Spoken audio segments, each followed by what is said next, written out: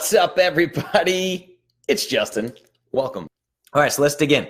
The first one is more of an observation. So I got a lot of questions that were super similar. And a lot of these questions are similar to the first email that I'll get from a new client. So this is particularly good for those of you that are new to Clovis, who just got your custom plan, or maybe you're just in the I Am Clovis membership portal and you haven't gotten a custom plan, you're trying to decide what to do, and you're just worried about this being like a new fad or something like that. What I really want to talk about is the way that every single email starts. And every single email, well, not necessarily how it starts, it usually ends with this. This is usually the last paragraph. So every email that I get, and I will say, hands down, this is more women than men. Men usually like to talk to me about their college days. That's their first couple paragraphs, is what an amazing super athlete they were in college and now they're 400 pounds, right? That's like what the guys love to tell me. And then the women like to give me a full-blown history lesson of everything that is, let's just call her Jane, right? Everything that is Jane. I'm going to get a full-blown history lesson on the last 30 years of Jane's life. That's the first client email, right? And that's awesome. That gives me a lot of data to go off of. I actually like that. It's very cool, right? So if we get this kind of long story, then what the story usually looks like is the last 10 years has been a nightmare. The last 10 years, everything has fallen apart. They don't get it. They used to be skinny. Now they had a kid and they're gaining weight uncontrollably, or after their first kid, they lost the weight, no problem. Second weight, now they're ballooning out of control, and they've tried P90X and they've tried insanity and they've tried bodybuilding and they had a trainer and Pilates and yoga and this diet and that diet and paleo and keto and this and blah, blah, blah, blah, blah, right? The last 10 years have just been a nightmare.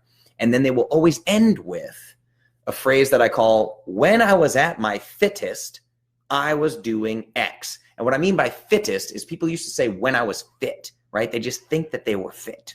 They weren't actually fit. Their brain's playing tricks on them, but they thought they were fit because it was the most quote unquote healthy. In their mind, it was the most healthy that they had ever been at this particular period in their life. What they're not realizing is they're just confusing smaller with fit or smaller with healthy. They're just like, when I was at my smallest, that's what they should be saying. Like, when my pant size was the smallest, I was doing X, right?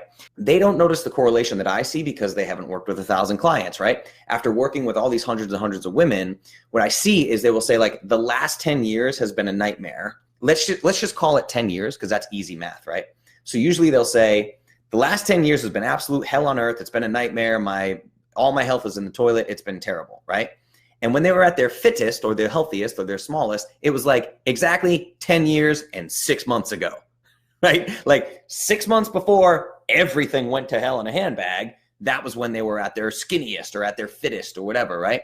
And they don't realize that. So they're just looking back on it like, oh my God, I fit into size 2 pants and it was amazing and life was incredible. What they don't remember is that they were all starving themselves. They were all on super low fat, high carbohydrate diets. The systemic inflammation was probably off the charts. They were probably relying on caffeine and other stimulants. Their adrenals were in the toilet. They may have had things like hair loss or brittle nails. Their sleeping might have sucked. They might have had terrible mood swings. Their periods might have been weird. I bet if you asked the rest of their family, they probably would have been like, oh my God, yes, she was obsessed. She was weighing chicken breasts and freaking Sean T from Insanity was on my damn TV twice a day, or Tony Horton from P90X. Like, the husbands are always like, if I hear Tony Horton's voice one more time, like, I'm going to put my head through a wall. Like, they're not realizing that they were living this OCD obsessive life, doing everything the mainstream told them to do. And you can keep that up for a little while. So you have to understand that this idea that you have in your head of like, I was healthiest when X,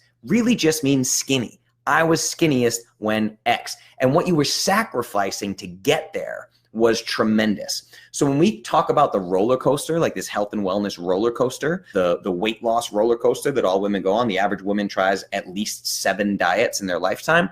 Why is it that people don't stick to fitness and nutrition protocols? Really think about it. Remove the dogma. Why is it that people don't stick to fitness and nutrition protocols long term? They quit because the protocol is making them miserable. That's it. That's the big, oh my God, right? That's the big giant epiphany that we have, is these programs make people miserable. They can't follow a low-fat, low-calorie diet with tons of cardio exercise forever because it sucks, everybody. It really, really sucks. If it didn't suck, you'd be saying, I was at my healthiest. Well, we wouldn't even be talking in the first place. We wouldn't be talking at all if your fitness and nutrition protocol didn't suck, because you'd still be doing it and you would be healthy. Instead, you're reaching out to Justin from Clovis for desperate help because you tried everything and it doesn't work. And you're asking me why I just can't stick to a fitness and nutrition protocol, because the protocol sucks. We have it in our heads in America that to be healthy, you have to sacrifice everything good. You can't eat anything yummy. You have to work out every day, doing workouts that you hate, things like chronic cardio, steady state cardio, blow my brains out. It's so boring, right? You can't do anything that you like to do, period. You can't go out drinking with your friends. You can't eat fatty, delicious foods. You can't eat any carbohydrates. It's miserable. You're going to be miserable every day. Low calorie, low fat, low carbohydrate, whatever it is, work out, sweat, burn calories. It's just miserable. Everybody knows that it's miserable. That's why they can't stick to it. So I just want you guys to understand, if you're new coming into this, you're going to tell me your story. I hope you tell me your story, because sometimes I can pick little things out of stories that people don't realize. They just like gave me their 30-year history, and I'll see one thing like, oh my God, I'm so happy you told me that. This is critically important. Those stories are good with the custom nutrition plans. I just want you to remember that the brain plays tricks on you. We know this from police, right? Like eyewitness reporting is like the least credible thing that you can rely on as a detective or something. It's like two people will see the same human being and describe them completely differently. Your friends from childhood, if you ever think about like a story, maybe you're hanging out with a friend you haven't seen in 10 years and they're like, remember that time we were at that bar and you kicked that guy in the head? That was hilarious. And you're like, I've literally never kicked a human in the head, ever. I've never done that. Like, what are you talking about? People remember things differently, right? Your husband might have wanted to divorce you when you were at your skinniest and super fit and obsessed with Tony Horton. You just didn't know it, So you think back on things in a very different way, and it confuses you. The brain plays tricks on you. So one, don't correlate healthy with skinny, because that's just stupid. And two, don't let your brain trick you in terms of when you were at your healthiest, because then what happens, it's like a crack addict. This is the only way I can describe it. It's like a crack addict smokes crack for the first time, and it's like, that was the most amazing thing ever. And the rest of their life they spend chasing. They call it chasing the dragon in terms of addicts, right? They chase the dragon. They try to get back to that. You're chasing a dragon that doesn't exist. You're chasing the dragon that you thought was health and wellness, and it doesn't exist because it was never there.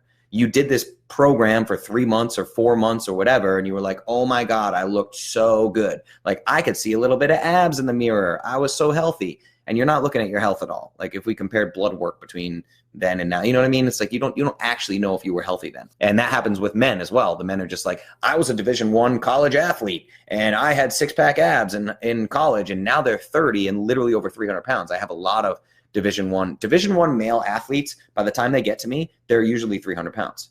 I'm not kidding. Like I'm not just choosing a weight or like exaggerating. I'm telling you, particularly football players. If I deal with Division I men that were Division I football players, if they come to me by like age 30, they're probably over 300 pounds because they just think that everything they were doing in college was amazing because they were an athlete.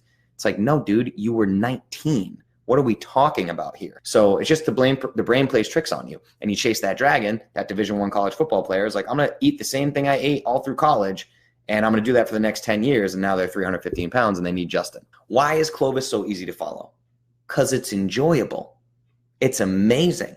You feel good, right? If you felt good on your kill yourself low calorie diet, you'd still be doing it. You would. If something makes you feel amazing, that's why I tell people why I don't like cheat days. I'm addicted to feeling good. When I wake up in the morning, I want to be Justin's version of 10 on a scale of 1 to 10. An average person's 10 is my 2, and I never want to be their 2. So I live my particular way because their 10 is my 2. You don't even know how good you can feel until you feel that good. But I just want to point out that trend for you is everybody thinks once upon a time I was X. If you're not that anymore, then it means that what you were doing to create X was no longer sustainable. And now you're with me. So let's find something that was sustainable, right? It's very, very important.